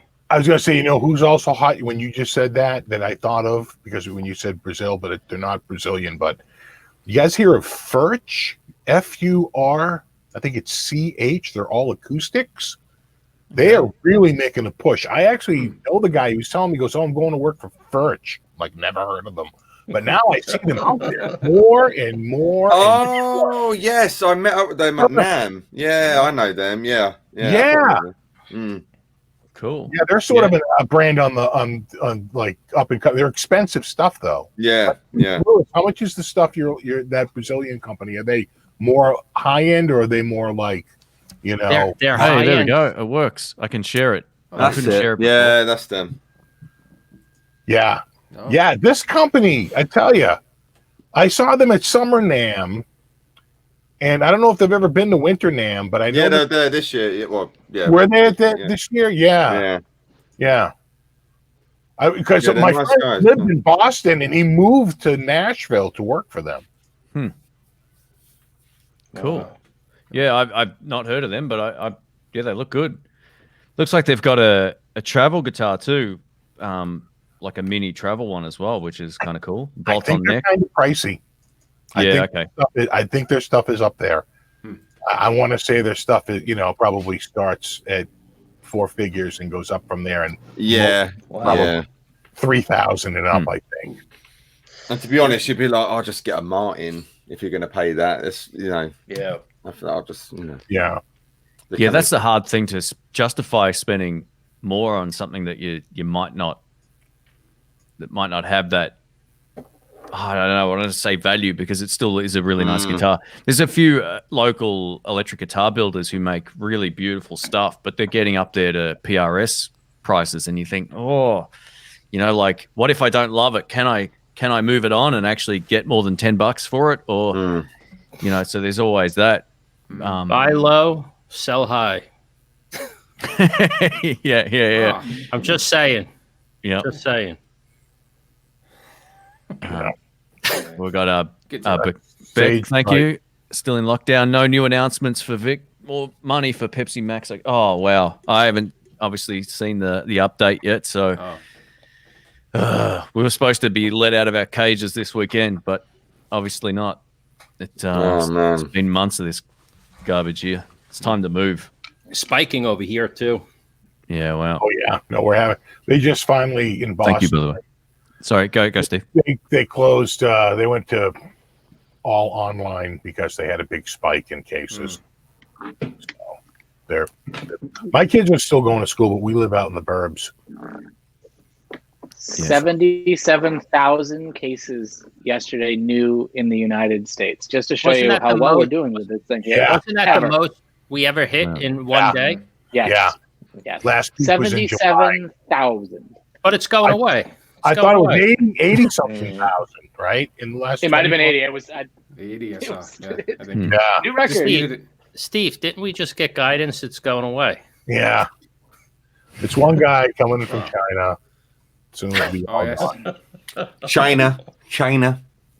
Well, No, but you know, No, guys. China. China. See, that's where your New York background really helps. It's that translation we need. Rick and I are all saying guitars now because it's just out of respect. Forget about it. Forget about it. we used to always joke that whatever, in politics aside for what anyone believes in, because Lord knows if you talk about politics too far, people just unsubscribe and bitch. But we always had the joke like we'll just leave and go to Canada. We're not even allowed in anymore. It's I know. You know, You guys, one way you or guys can the stay. other. There's no We're good. options. We're good. We're good. We're good. We're building a wall soon. Yeah. It's always our out clause. It's just done. No more. Sorry. It's down. This is the thing our kids. This is the thing our kids are going to be talking about when they are adults. Do you remember? Mm-hmm. Yeah. Right. Yeah. Yeah. That's crazy. Well, I live so I'm in Ottawa and I'm 70 kilometers. So that's like, I don't know how many miles, 30 miles from New York State. So I used to go over to Ogdensburg when the dollar was good and I'd order stuff in the States, go pick it up. So I haven't done that for years because the dollar hasn't been good, but that used to be a thing. So that's not even an option anymore. We have something that you can get I don't know what they call it, like a mailbox or something. You have stuff shipped to that location, then you just go drive and pick it up. I used to save tons of money on stuff because we get dinged, right, when you get stuff shipped over to Canada. So Right. So wait, if you used to go and pick it up, when you go back, do they charge you tax on it? It was hit and miss. Sometimes, I'd always claim it, but sometimes they would charge you, and sometimes they just let you go. I don't know how that system works. It was depends on the guy's mood. It totally did. Yeah, honestly, it did. You get nice, friendly people, and other people are like, "Okay, pull over. We're searching your car." It's like, okay, all right. Maybe it's just based on how suspicious you look or something. I don't know. Yeah, I don't know. Yeah, that's funny. Yeah, we don't have that luxury of doing that anywhere here. We fly to Tasmania, but that's of no value. It's beautiful there, but we don't. Shane, I had a guy from Australia reach out, was interested in buying a guitar of mine, and we couldn't get the deal done. The shipping was insane. It's way worse now too. It was like I don't know. $800. Yeah, it's not normally that bad. It's not normally the reason why all the commercial airlines aren't going obviously right now. So I checked FedEx, UPS. I checked everybody. I couldn't get it for less than $800. Of course, in short, I couldn't get it for less than $800. Yeah, it was insane. FedEx also rely on commercial airlines. From what I understand, there's a lot of packages just go on regular flights as well. Because I've got a friend in Florida who was going to send a guitar out for a video, and he's like, it's 3 times the price to ship anything to Australia right now because of that reason. It's ridiculous. It's crazy. So hopefully once the flights open up a bit more, or at some point in time, that'll obviously drop down again because I'll be filling it up. But yeah, that's brutal, man. $800. That's $1,200 here. Yeah, I couldn't believe my eyes. He had reached out. We were trying to talk. I'm like, yeah, no problem. We'll figure it out. And when I saw the prices and the quotes, I was like, and I presented the price. He was like, yeah. He goes, I would have gone for 6, but 8's really breaking the budget on that. I was blown away that he would have gone for 6. So apparently you guys are used to that. It's still a lot of money. I was blown away. I had no idea that it cost that much to get stuff to Australia. I know you live on another planet, but I didn't know it cost that much. It won't normally. If it makes you feel better, my friend shipped a drum kit home and an amp. And a bass guitar, I should say, and it was like $500 from San Fran. That was that was a pallet. So usually it's nowhere near that price. It's just right now. Has anyone tried the new 59 Epiphone Les Paul? 59, no. Afraid not. No. I have the Les Paul Junior. Is that what you mean from the 2020 line? One might be coming this way. Okay. Steve, I'll send it to you when I'm done with it. Yeah, the new stuff looks pretty good. I'll grab mine for a second. Yeah, cool. Yeah, the Bonamassa Black Beauty I played the other day, it felt great. It was cool. It was sweet. I want one of those, but they can't seem to find one. Is that they had one in the Natick store? No, they can't seem to find one at the Epiphone factory. to throw in a box and send to me. Oh, can gotcha, that way. Yeah, send buy it. one, but that's Yeah, no fun. Camera. 45-day returns. Yeah, nice. That's Nice. the tobacco burst. I made Oh, a that's video. nice. So I didn't realize. I That's don't, nice. That's pretty. I don't know my. Oh, sorry, I'm blocking the mic. I don't know Epiphone and Gibson stuff that well. I've been typically Fender stuff. So I guess it's what do you call it? A veneer on the top. I guess it's two pieces on top and then sandwiched with In the back too. It looks good. a bunch of cardboard in the middle or something. Gorgeous finish. It is Yeah. really nice. I really like this guitar.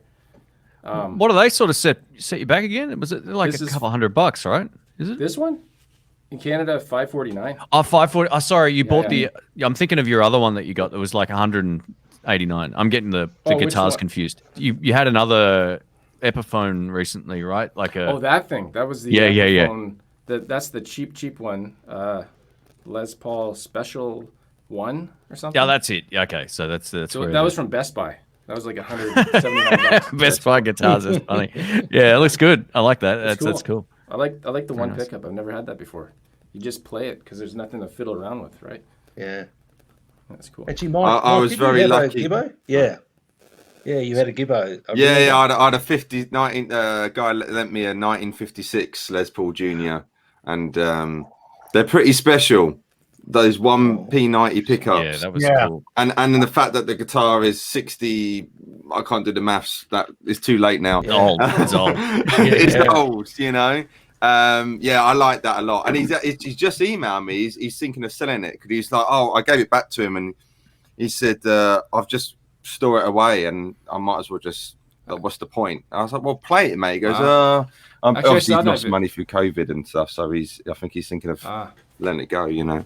Actually, Yeah, well. Mike, that video, I saw that video, and that's what got me Oh, to look cool. into that. Even though that's not the Gibson, that's the Epiphone version. But I saw Yeah, that. but no, a 1P90 is It's cool, eh? you can get so much out of it, so much Yeah. versatility out of it, you know. I had a 59 Les Paul Jr. here for about 24 hours. Nice. Probably almost the exact same guitar as like what you had, right? Yeah, Wow. yeah. 90. I don't think the spec changed at all in the 50s. But yeah, the neck wasn't as big as I thought it was going to be. Mm. Yeah, I thought it was going to be a big, giant, chunky neck, and it really wasn't that bad. Sort of normal, quite frankly. Yeah. And it was checked all over, but the neck was pretty smooth.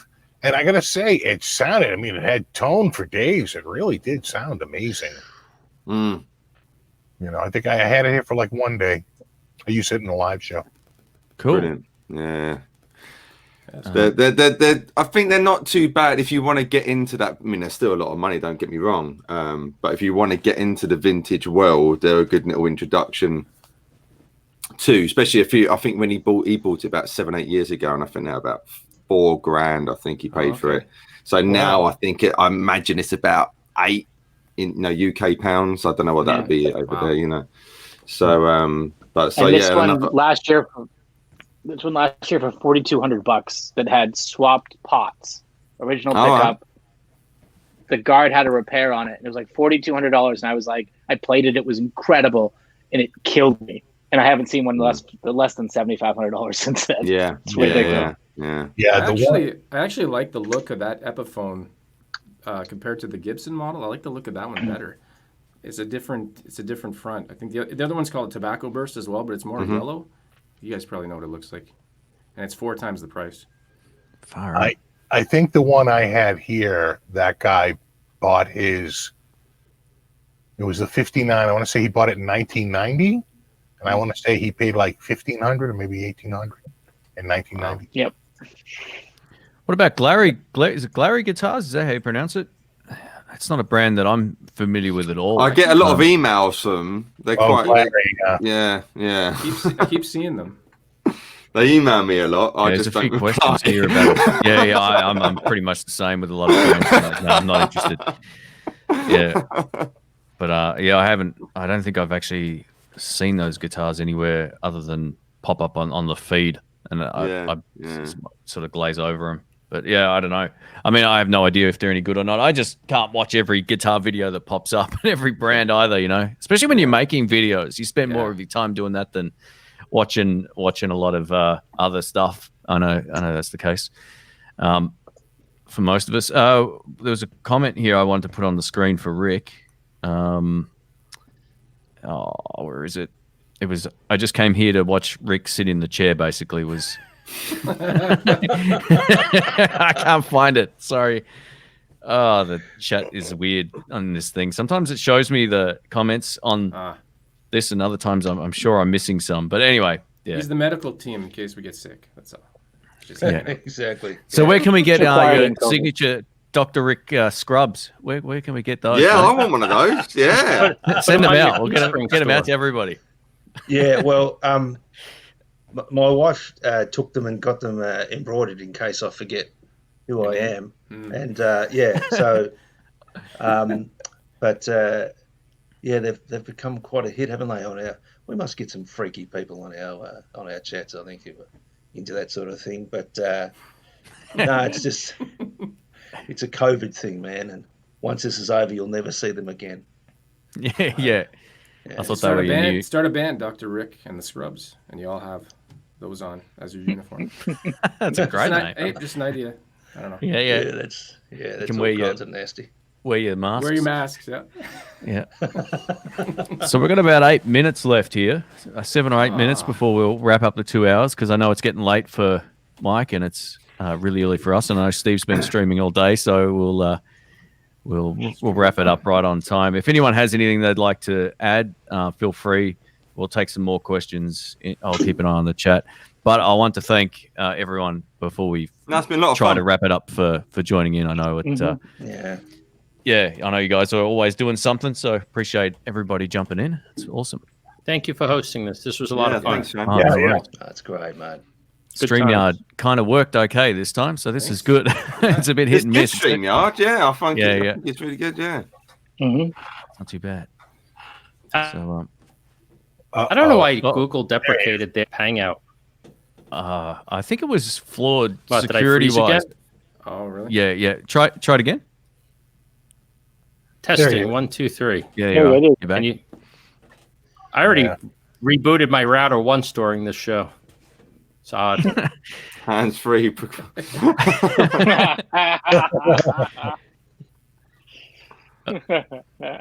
Oh, he was faking that. I was thinking, no, not again. Yeah.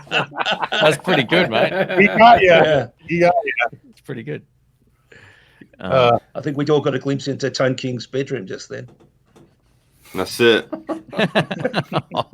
Dr. Rick. I didn't know there was another side to Dr. Rick. Yeah.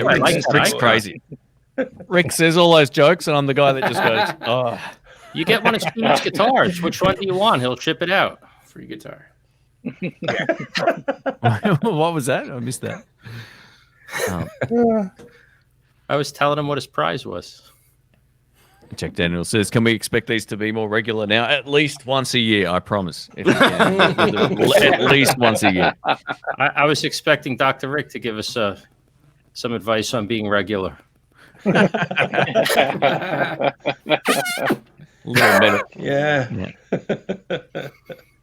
Yeah, as I said too, every time we do one of these, if anyone else wants to host one, and I'm more than happy to return the. Well, I don't even know if it's a favor, but I'm happy to be there for you. So, it's something. Something. It is something. So, That's on my computer. Robert says he loves that side of Dr. Rick. Yeah, hang out with me, man. It's a race to the bottom. You have any Dr. Z. You have any good doctor jokes for us, Dr. Rick? Let me see. None that are suitable for this this time slot. No worries. If anyone has any last questions, let us know. I don't know if I've. Anybody have a regrettable COVID purchase? It's a lot of time left at home staring at crap. Anybody regret anything big they bought? Nah. I'm a little bit on the fence. I was gonna say something really naughty and like get Rick in my head and start talking sexual stuff. But I thought, no, it's 1 o'clock in the morning. I'm not doing it. It's a perfect time to do it. Oh yeah, wow, it's 1 o'clock. Huh? So we're lucky we bought this an hour earlier for you. Yeah, well, you know what? Actually, I completely forgot. My clocks go back at 2 o'clock in the morning. Oh, there you go. So, yeah, so really this is good. now going to be midnight soon. But yeah, at 2 o'clock my clocks go back. That's quite good. Do we set the clocks back tonight? I No. think No, it's it's different. like 2 or I think 3 you're a bit weeks out. later. We're a Yeah. week from tonight. Halloween. Yeah. Or Halloween night. Which I did see someone just said something about my Yamaha. Someone said, "When is your signature Yamaha coming out?" That's yeah. I don't. I'm way behind the line. Chris Buck is right in front of me with that. I don't think that ever happened. But I've got a good relationship with Yamaha. We're firm friends, you know. But I don't think that will ever happen. You know. Hey, Jamal, thank you, mate. He says, thanks to you all for filling out the Saturday with Guitar Fun. Everyone on the panel is great content creators and has taught me something new. Very cool. Thanks, mate. Thanks for all the support over the years. I appreciate it. I see you pop up in just about everybody's live streams and comment sections. So thank you, mate. Thanks, Jamal. He's Awesome awesome. Jamal's taught us stuff too, like how to watch the internet while you're at work all day. It's Very true. Yeah, it's like sometimes I don't know if he sleeps some days or not. It's just like you're up and Jamal's on, and then you're asleep, but you see him on another stream. It's like, hang on a sec, what? How does this guy? BV's like that as well. BV Ninja's like, how'd you do that? Yeah, man? yeah. There we go. Yeah. Thanks again, Jamal. I appreciate it. And guys, thanks so much for being a part of this. And if you want to check out any of the channels, I know Anthony couldn't make it, unfortunately. He had something pop up at the last minute, and Robert unfortunately couldn't make it either. But I tried my best to organize this, and I appreciate all you guys being a part of it. It's always good fun for me, and just to have you guys on and have a chat. Oh, sorry, I got Dr. Rick's head on the stream. Oh, I thought he was Nasty. talking. So yeah, thanks so much for jumping on and hanging out. We'll have to do it again at some point, and Definitely. happy to Thanks, Shane. be a participant on another channel if that needs to happen, or whatever. Should we Whoever try to wants to do the next wave one. all the way across. yeah. Hang on, ready? Let's see if this one works. Oh, Well, it doesn't go. doesn't Hold on. Shane, you Okay, gotta who's gonna start. Who's gonna start? Mike's. Yeah. Shane, I can't give see it the to Will. arms. There you go, Landon. Yes. there you go. Dr. Rick messing it up big. I don't know who's next. We said the wave. Oh, that's get him. Oh, the wave is just that's whatever. Yeah. I'll leave the stream up for obviously after the fact, and if I can, I'll timestamp some of the points. I'm not going to do the whole thing because it'll take me 4 hours to go through this. So, yeah, thanks again, everybody, and we'll catch you on the next. Oh, I'll catch you soon. Catch you on your videos, I should say. So yeah. Yeah. Take Great to care, see you guys. everyone. Stay well, everyone. Everybody. Yeah. Definitely. Good on you.